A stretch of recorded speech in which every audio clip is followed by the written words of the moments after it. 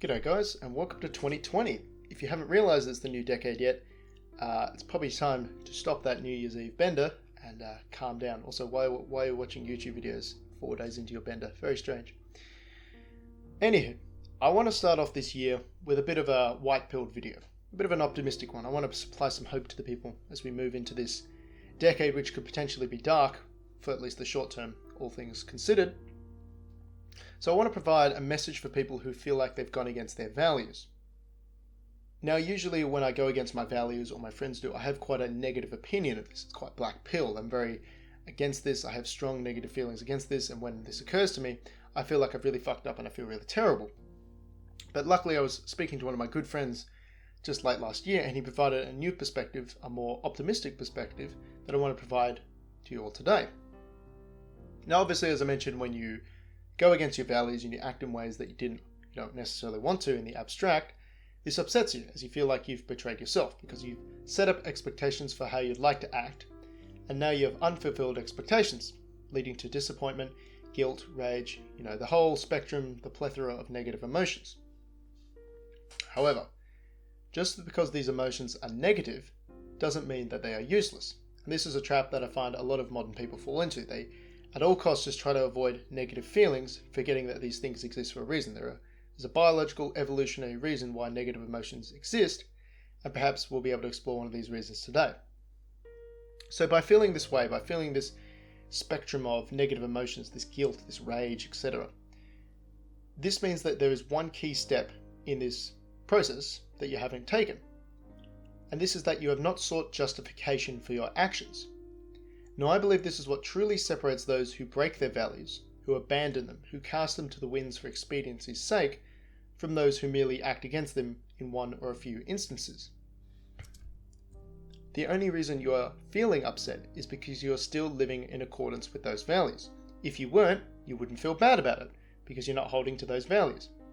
We can think of an example. Let's use a pretty contextual example. A lot of people this time of year, for good or for ill, decide that it's time to get healthy, it's time to get fit. They want to improve their body and that sort of thing, which is great.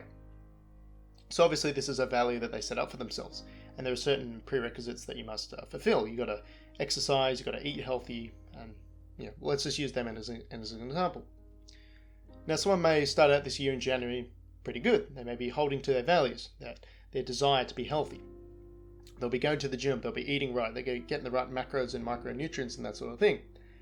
And then, for whatever reason, let's say in February, this person has a completely off week. They eat like a junk food addict. They don't go to the gym. They refuse to count their calories and all this sort of stuff. For whatever reason, it doesn't matter in the context of this example. Now, at the end of the week, this person is presented with a choice, whether, again, subconsciously or consciously. If they feel bad about this, this is actually a good thing because it means they're still holding to that value. Whereas if they justify it to themselves, if they attempt to rationalize the bad behavior, then they have completely abandoned their values. They have broken their values merely rather than gone against them in this one instance. You could say to yourself, it's not that important to be healthy nowadays because, everyone's beautiful at every size and all these other bullshit feminist excuses, social justice excuses that you hear nowadays. These excuses for weakness and contempt for the human form, which is of course an abomination. By feeling bad, by feeling these negative emotions, we know that this person who has not gone to the gym and has not eaten right for this week is still actually living out their values. Because again, these values are the standards they're holding themselves to, and these values are the reason why they are upset.